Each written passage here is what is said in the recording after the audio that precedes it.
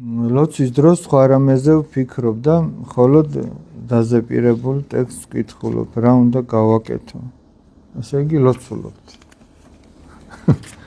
ყველა ლოცულობთ? აი დილას აღმოს ყველა ლოცულობთ. ყველანი ეზიარებით თუ არა, მოძღვარი ყავთ? არა, აი რამდენი ეზიარებით ხომ? ნახევარი? იცი რა არის ღმერთთან ჩვენ უნდა გქონდეს უშუალო ურთიერთობა. აი ხა როგორც მე თქვენ გელაპარაკებით. აი ხო რაღაცას გეკითხებით, რაღაცას დაუშვათ აი დილით რო ადგები, მშობელს ხო ეტყვი დილა მშვიდობისა, როგორ გეძინა, ხო მშვიდობიანი ღამე იყო, რაღაც ხო დაელაპარაკები. აი ესე რო ადგები ღმერთს უნდა უთხრა, მადლობა ღმერთო, რომ მშვიდობიანი დღე გამითენა. და იმ დილის ლოცვებში ჩვენ თუ დავაკვირდებით, სწორედ ეს არის შინაარსი, ეს არის რომ მადლობთ ღმერთს, რომ მშვიდობით გაგვითენდა ჩვენ უღირსთ. მშვიდობით გაგვითენდა. და ვთხოვთ ღმერთს, რომ იმ დღეს მოგვანიჭოს სიმტკიცე, რომ ღმერთს უერთგულოთ. ღირსეულად გავატაროთ. მე ლოცულობთ, ახლა კაცი მარტო თავის თავზე ხო არ უნდა ფიქრობდეს და მე ლოცულობს თავისი ოჯახის წევრებისთვის, იქ ვიღაც განსაცდელში მყოფი ეგულება, იქ ვიღაც გასაჭირში მყოფი ეგულება, იქ ვიღაც გზავრობაში მყოფი, იქ ვიღაც გარდაცვლილია, იქ ვიღაცამ გვაწყენინა ჩვენ. მაგათვისაც ლოცულობს ქრისტიანი, მოძულეთა და მაჭირებელთა ჩვენთათვის. მაგათვის ლოცულობ, რომ ღმერთო მოაბრუნე ამ ბოროტებიდან და სიკეთის გზაზე დააყენე. რა ჯობია ხა წარმოიდგინე ვიღაცამ გმტრობს შენ და გაწუხებს და ის რო შეიცვალოს და შენს მიმართ რო სიყვარულით სავსე იყოს, რა ჯობია მაგას. ხო და მაგისთვის ლოცულობს და საღამოთი კიდე სანამ დაიძინებ, ხო ეტყვი დედას და მამას ან დედმამიშვილს, რომ ალბათ ტკბილი ძილი და კეთილი ანგელოზები, კარგი ღამე გქონდეს მშვიდობიანი, ხო ეუბნები და აი ესე უნდა მიხვიდე ხატებთან და ღმერთს ესეც უნდა სთხოვო. აი ესეთი უშუალო ურთიერთობა.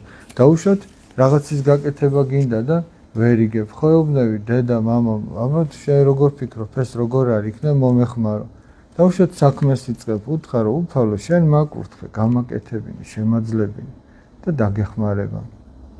საჭმლის ჭამას იწყებ, იქაც ილოცო და ასე მიუჯდეს უფრას, გესმით და აი ესე ყოველდღიური ურთიერთობით ადამიანი ლოცვასაც სწავლობს და ღმერთთან სწორ ურთიერთობასაც, იმიტომ რომ ლოცვა ხო ღმერთთან საუბარი.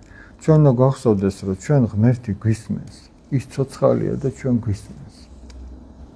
მე ხო მაგალითად მე რომ თქვენ გესაუბრებით, ამ დროს თუ სხვა რაღაცებზე ვიფიქრებ, ხო თქვენ ამითი შეურაცხყოფილი დარჩებით. ახლა წარმოიდგინეთ რაღაცებს ლაპარაკობდე და მატყობდეთ, რომ მე რაღაც სხვაგანა ვარ გონებით. არა და მე ხო მატყობთ, რომ ახლა აქა ვარ გონებით, თქვენთან ვარ.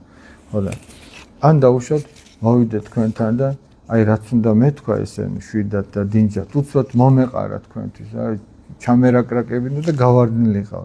ეგ ხომ იხდებოდით, რაღაც უგულოდ გავაკეთე ეს ყველაფერი. აი ეგრე არ უნდა იჩქარო. ჯობია იჩქარო ის, რომ სწრაფათია რომ სკოლაში რო წახვიდე, მაგრამ ნელა ილოცა. შვიდათ ილოცა. ვიდრე სწრაფად მიაყარო ლოცვა და მე ნელა სეინობით მიხვიდე სკოლაში. არც ის არ იქნება სწორი, რომ გაკვეთილის დაგვიანების ხარჯზე რო ილოცა. ეგეც არ არის სწორი. ეგეც ჩვენი პასუხისმგებლობაა, რომ დროულად მივიდეთ.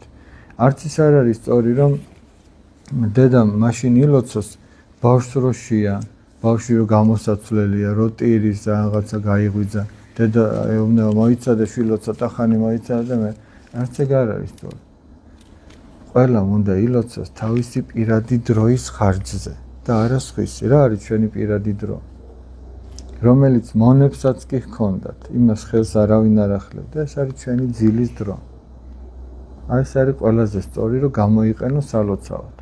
არც ის რო სამსახურში დააგვიანო, არც ის რო სკოლაში დააგვიანო, არც ის რო დაუშვათ სიტყვაზე მეუღლე მოვიდა სახლში და საჭმელი არ გაქვს გაკეთებული და რატო და ლოცულობდი არ მეცალა. ეგეც არ არის სწორი. აი გაიზრდებით, დაოჯახდებით და რაღაცა ყველაზე სწორი არის ჩვენი პირადი დროის ხარჯზე ლოცვა.